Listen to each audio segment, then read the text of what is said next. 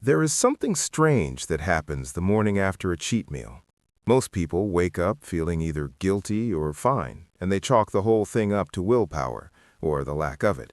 They step on the scale, see a number that does not add up, feel bloated in a way that doesn't quite make sense, and then move on with their day. What they do not realize is that something significant happened inside their body the night before. Not just the calories, not just the sodium, something deeper.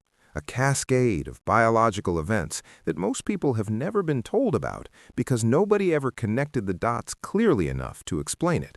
This video is about what actually happens, hour by hour, system by system, when you eat one large, indulgent meal after a period of eating carefully. Not what you should have done instead, not a guilt trip, an investigation. Because what your body does in response to that meal is one of the more fascinating things happening in human physiology, and understanding it changes how you think about food in a way that nothing else really does. Most people think about a cheat meal in one of two ways. Either it's a reward, a harmless break from discipline that resets your motivation and gets you back on track, or it's a failure, a moment of weakness that undoes progress and deserves punishment. Both of those framings are almost entirely wrong. Neither of them captures what is actually happening inside you. The real story is more interesting than either of those versions, and it starts before you even finish eating. Let us begin at the table. The meal is on the plate in front of you, something rich, something heavy, something that carries more calories in one sitting than your body is used to handling. The moment you take the first bite, your body begins responding. This is not metaphor. Within the first 10 to 15 minutes of eating, your pancreas is already shifting gears. It detects rising glucose in your bloodstream and begins releasing insulin. This is normal. Insulin's job is to shuttle glucose into your cells for energy. But with a cheat meal, particularly one that is high in refined carbohydrates and fat together, the amount of glucose arriving at your bloodstream is substantially higher than what your body encounters on a disciplined eating day. Your pancreas responds by releasing more insulin than usual, significantly more. Depending on the meal, insulin levels can spike 2 to 3 times higher than they would after a moderate, balanced plate. And this is where the cascade begins, not with one dramatic event, but with a series of interconnected reactions, each one triggering the next. The first thing most people notice is the warmth. After a large, rich meal, body temperature rises slightly. Your digestive system is working at cap capacity. Stomach acids ramping up, bile being released from the gallbladder, the small intestine preparing to receive and process a larger load than usual. Your blood is being redirected toward the gut to support all of this activity. That is partly why some people feel a little slow, a little mentally foggy within about 30 minutes of finishing a big meal. The blood that would normally be circulating through your brain at full capacity is partly diverted. The sensation people call the food coma is not laziness, it is a physiological rerouting. But while you're sitting there feeling full and warm and slightly sleepy, something else is happening. Fat cells throughout your body have been listening to the insulin signal. Insulin does not just move glucose, it also tells your fat cells to hold on to what they have. In the presence of high insulin, fat breakdown slows. The body does not need to access stored fat for energy because it has just received a large energy delivery through the meal. This is a normal, healthy, short-term response. The problem is the degree of it. A large cheat meal triggers a surge in insulin that essentially puts fat burning on pause for a longer window than a regular meal would. There is actually a full breakdown of this mechanism in a resource called Body Hidden Signals. It's in the pinned comment below. It maps out what your daily habits do to your metabolism and your organs in exactly this kind of step-by-step detail. If you want to go deeper after this video, that's where I would start. Now, back to the body. 2 hours after the meal, something else begins. If the cheat meal was high in refined sugar and simple carbohydrates, things like white bread, pasta, pastries, pizza dough, or sweetened drinks alongside the food, then the rapid rise in blood glucose is followed by a drop. Insulin surged to handle the glucose gets cleared efficiently, and then levels start to fall. In some people, this drop is steep enough to trigger mild reactive hypoglycemia, a dip in blood sugar that produces fatigue, irritability, difficulty concentrating, and most notably, cravings. The body interprets the drop in blood glucose as a signal to eat again, not because you're actually hungry, not because you need more calories, but because of the biochemical aftermath of the spike. This is the moment many people reach for something sweet without fully understanding why. It is not weakness, it is chemistry. Your gut microbiome is also responding. The bacteria living in your digestive tract respond to what you eat, and not slowly. Within hours of consuming a meal that is substantially different from your recent dietary pattern, the composition of your gut bacteria begins to shift. Some strains thrive on fermentable fiber and resistant starch. Others thrive on fat and sugar. A sudden high-fat, high-calorie meal provides an abrupt change in substrate for these microbial communities, and the rapid fermentation that occurs, particularly in the large intestine, produces gases and short-chain fatty acids that contribute directly to bloating, discomfort, and that characteristic heaviness that follows a cheat meal. The bacteria are not causing harm in the long run, but they are responding to an unusual input, and that response has physical consequences you feel in real time. By around the 3 to 4 hour mark, the initial insulin surge has begun to settle. Glucose levels have normalized. Your body is now processing the fat content of the meal. Dietary fat takes longer to digest than carbohydrates. Fat requires bile from the gallbladder to be emulsified, and then lipase enzymes to break it into fatty acids. This process continues for several hours after eating. The small intestine absorbs these fatty acids and packages them into structures called chylomicrons, which enter the lymphatic system before eventually reaching the bloodstream. The fat from that cheat meal does not simply arrive in your blood all at once. It continues entering your circulation in waves for 4, 5, 6 hours after eating, depending on the fat content of the meal. This is part of why a high-fat, high-calorie meal can create a sustained elevation in blood triglycerides, fats circulating in your blood, that persists well into the next morning. This matters more than most people realize. Elevated triglycerides in the hours after a large meal increase the viscosity of your blood slightly. They can temporarily impair the function of your endothelium, the thin inner lining of your blood vessels, which, under normal conditions, regulates blood pressure, manages inflammation, and maintains vascular health. Research has shown that a single high-fat meal is capable of temporarily reducing endothelial function for several hours. Your blood vessels become marginally less flexible. Blood pressure edges upward. For a healthy person, this is temporary and reversible, but it is evidence of something most people never imagine when they think about one meal, that even a single large, high-fat intake has short-term cardiovascular consequences that your body then works to correct. While all of this is unfolding in your cardiovascular and digestive systems, your liver has been quietly receiving its own chemical message. Dietary fat absorbed through the intestine reaches the liver, and the liver begins processing it.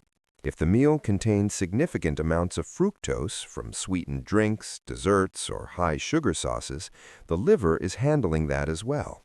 Unlike glucose, which can be used by almost every cell in the body, fructose is processed almost exclusively by the liver. A large dose of fructose delivered in a single meal can temporarily exceed the liver's processing capacity, leading to some of it being converted directly to fat. This is called de novo lipogenesis, the creation of new fat from dietary sugar. It does not mean you gained fat overnight in any meaningful amount, but it means the liver is under real metabolic pressure after a heavy cheat meal, and that pressure shows up in blood markers and internal function, even if you feel perfectly fine the next morning.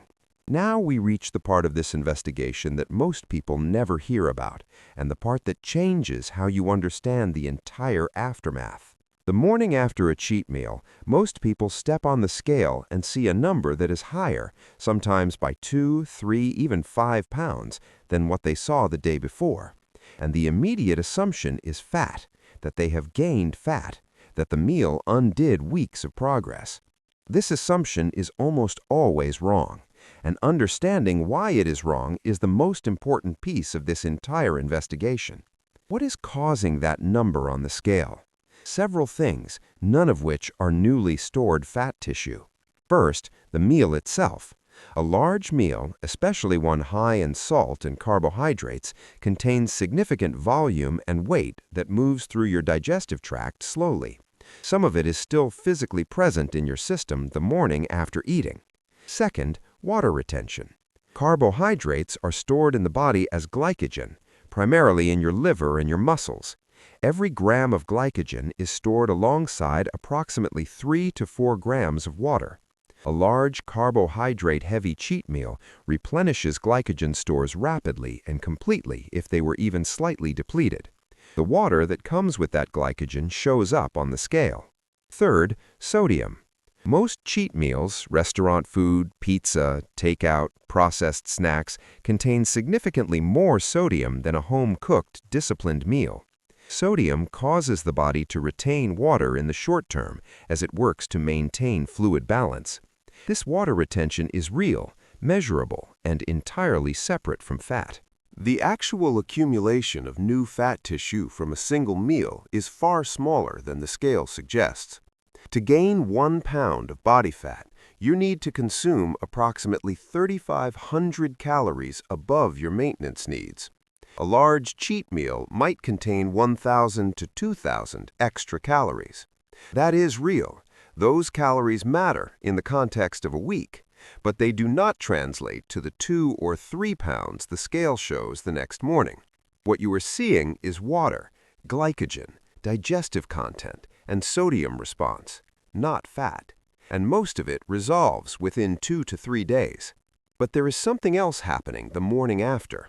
And this is the part of the investigation that actually matters more than the number on the scale. Your hunger hormones have shifted. 2 hormones play the central role here: leptin and ghrelin. Ghrelin is the hunger signal. It rises when your stomach is empty and falls when you are fed. Leptin is the satiety signal. It rises in response to fat stored in your body and tells your brain that energy stores are adequate. After a large, calorie-heavy meal, leptin briefly spikes. Your body has received an enormous energy delivery. Satiety signals should be high. But here is the part most people never hear. In the short term, a very high-calorie meal, followed by normal eating, can actually blunt leptin sensitivity. Your cells become temporarily less responsive to leptin's satiety signal. Not dramatically, not permanently, but enough to shift your hunger patterns in the day or two after a cheat meal. Many people notice this without understanding it. They eat carefully the day after a cheat meal, but they feel hungrier than usual. Their appetite does not cooperate the way it does on a normal day. They interpret this as a willpower problem. It is not. It is a hormonal rebound, the body recalibrating after a large fluctuation in intake. Ghrelin also responds. After a period of careful eating, ghrelin levels are often somewhat elevated in general, a natural consequence of eating less. A large cheat meal temporarily suppresses ghrelin, which is why you feel so full. But ghrelin often rebounds sharply in the 24 hours that follow, driving above normal hunger as the body attempts to reestablish its equilibrium. The takeaway here is that the day after a cheat meal is often the hardest eating day of the week, not because of moral failure, but because the biological conditions are genuinely more challenging. What about inflammation? This is a part of the story that most people have never heard at all. A single high-fat, high-sugar, high-calorie meal is measurably inflammatory. Research has shown that circulating markers of inflammation, including interleukin-6 and tumor necrosis factor alpha, rise in the hours after a large, processed, nutrient-poor meal.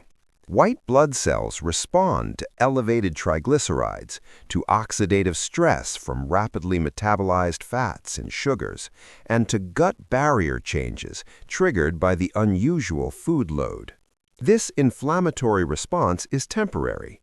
Your immune system is not confused or damaged. It is responding appropriately to a chemical environment it does not encounter every day. But the fatigue, the skin puffiness, the low mood, and the foggy thinking that many people experience the morning after a heavy cheat meal are partly explained by this brief but real systemic inflammatory signal.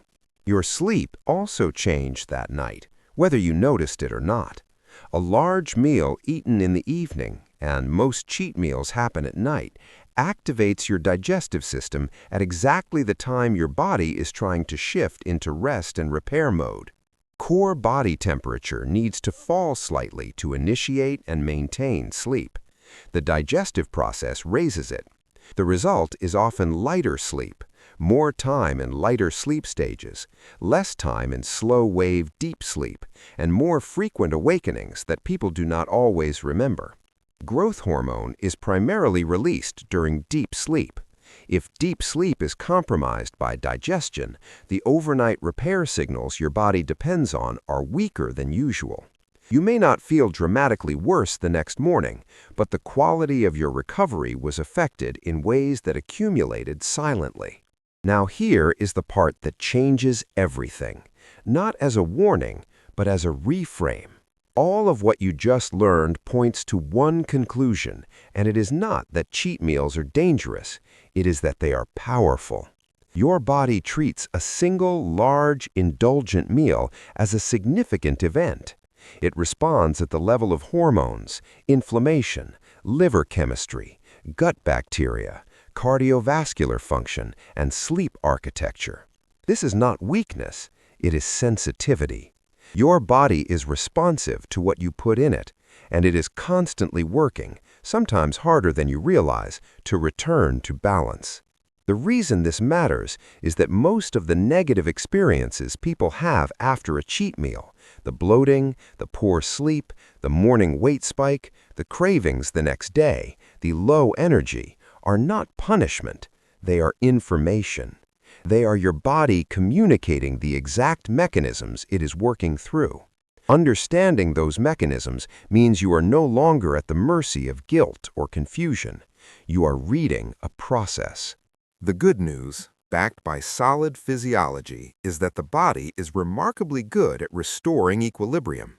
Within 24 to 48 hours of returning to a clean, balanced, well-hydrated pattern of eating, most of the acute effects have resolved. The triglycerides settle, the gut microbiome returns to its prior composition, the glycogen-bound water redistributes or is used, endothelial function recovers, leptin sensitivity normalizes, ghrelin stabilizes, the inflammatory markers fall.